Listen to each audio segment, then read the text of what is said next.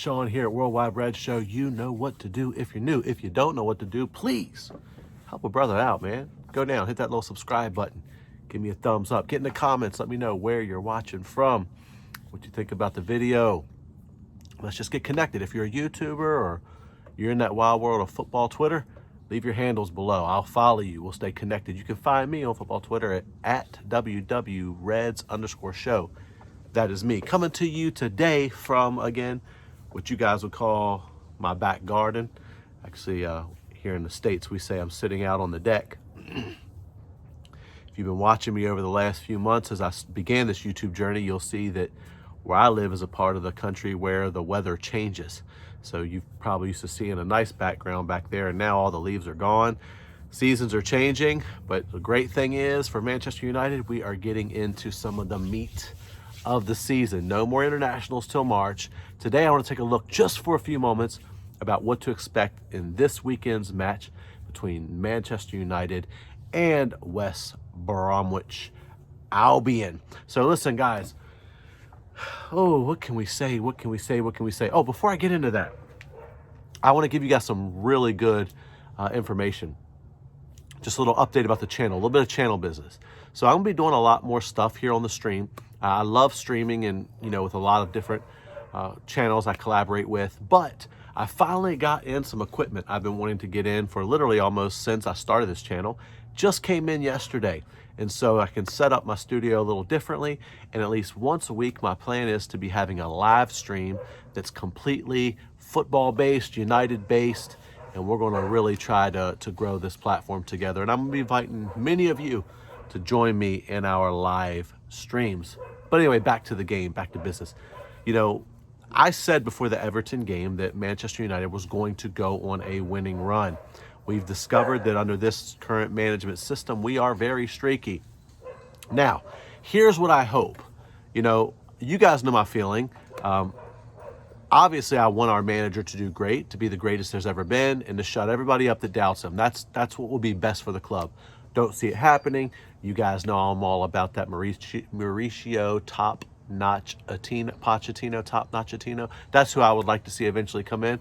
However, right now I'm going to back the manager as long as I can. Hopefully, one or two things happens. Either I never want us to lose ever, but it would be better for our club that either we get bad form and shift management, or Ollie turns it around, hit good form, and we just find consistency. That's what I want to see over the next 10 games. Consistency. Consistency that we can back or sack. This 2 decent games, 3 bad games, 1 good game, 2 bad games, 8 in a row, then terrible for 5 games. I'm tired of it. And so I think that we need to see that shift. And I called it before the Everton match that we will win that match. I believe we're going to win 4 or 5 in a row. The next run of fixtures are very winnable. So I see us winning them. These are vital for Ole Gunnar Solskjaer. Now listen, guys, if we start losing, I know some of you are going to be so irritated and frustrated and angry, but let's all just keep it decent. For me, he's always going to be a legend of the club. I'm always going to celebrate him. And I love the Always at the Wheel song. I always sing it. Doesn't change the fact that I can see what I see. And personally, I'm yet to be reconvinced. Actually, I was never really convinced. So ultimately, back the club, kiss the badge, all that. I get all that. But I need to see a turnaround. So I'm hoping that we really see a long stint of wins beginning tomorrow. Because let's see, 1 point out of 12 from home games in the Premier League is absolutely unacceptable. It is abysmal. And so we got to see that turnaround. I believe it'll turn around tomorrow. As for me, for my predicted lineup tomorrow, I would go with David De Gea at the back. As much as Dean Henderson needs to get games, I told you guys in a previous video, you can go back and watch that if you didn't see it, that bringing Dean Henderson back permanently without being the #1 starter was a mistake. He needs to be out on loan. It's helped De Gea, but it hasn't helped Dean at all. So De Gea is in good form, and he's played well this year. So he'll be starting in the Premier League. De Gea at the back. De Gea, it'll be Maguire, hopefully, and Tuanzebe. because Victor played a lot of minutes during the international break, and I've read some reports he's struggling a little bit with his back again. So I think that Victor might get a break here. It's going to be AWB on the right, Alex Tellez on the left. I'm just grateful and glad to see Alex Tellez in the game. I mean, just a few moments he was on at PSG, his delivery is class. I mean, the way he whips in corners as well, my goodness, he put them corners right on the penalty spot. It was a beautiful thing to watch. And so excited for that. Now, this is a match that I would personally bring in either Paul Pogba or Van de Beek and start to really blood them back into this team.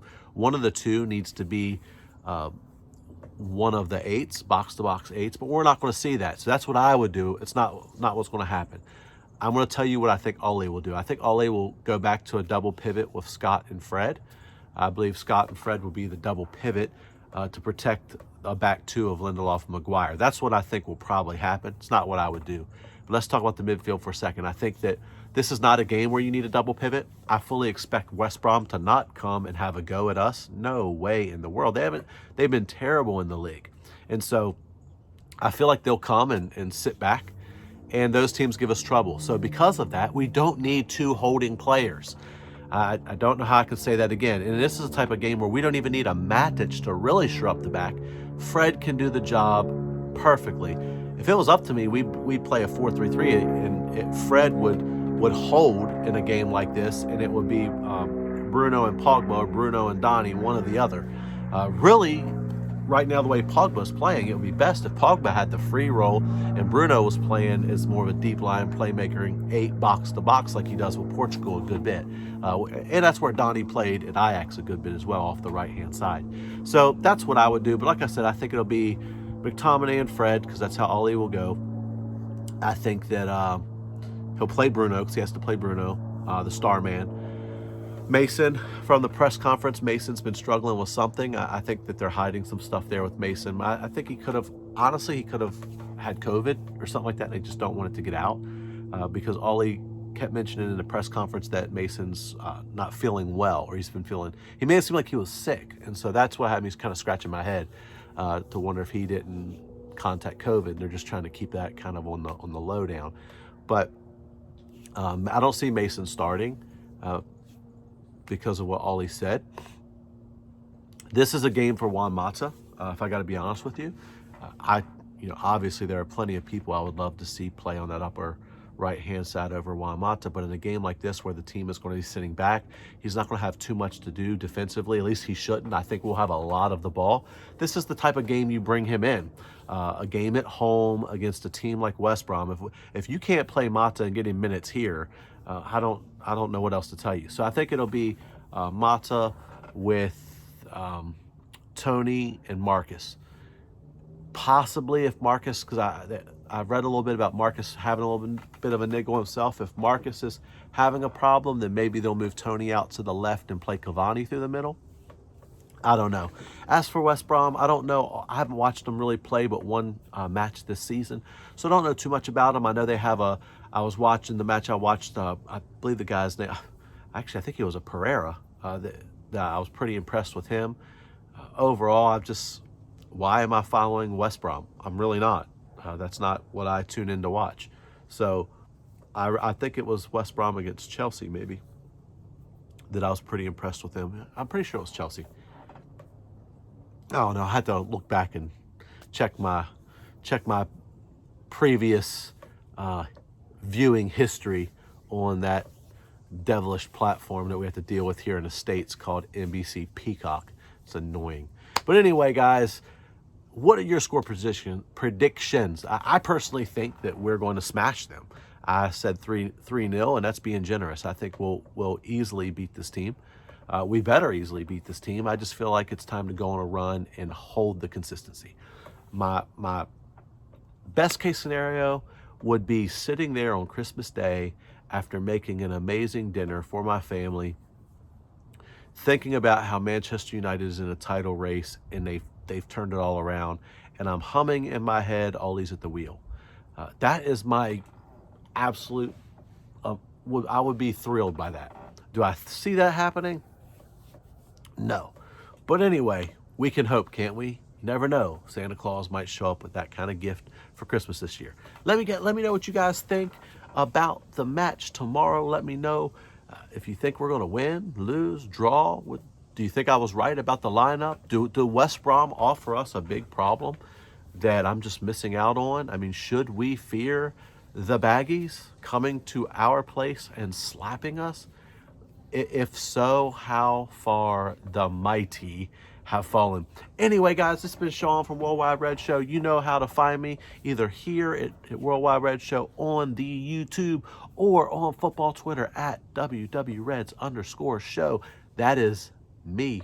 This guy. Connect with me. Let's talk all things United. Let's have some fun. Let's have some banter. Whatever it is that just, you know, let's stay united, especially during all this lockdown and craziness known as COVID-19. Anyway, guys, that'll be it for today. I'll be back with a match reaction at some point, if not tomorrow evening, definitely on Sunday. It's a crazy weekend for me. This is the last weekend of the season for both of my sons play pretty competitive football. And so we have pretty big tournaments this weekend around the nation's capital. So hopefully my youngsters do good. And so if you don't see me on Twitter too much, it's because I had to record the game tomorrow and I do not want anyone spoiling what's happening. So you won't see me until after I've watched everything. Anyway, guys, you know what to do. Like, subscribe, get involved with the channel. Let's help grow this platform. We'll stay at it. Just your friendly neighborhood Yank speaking about the beautiful game and the best club in the world. Until next time, I'm out.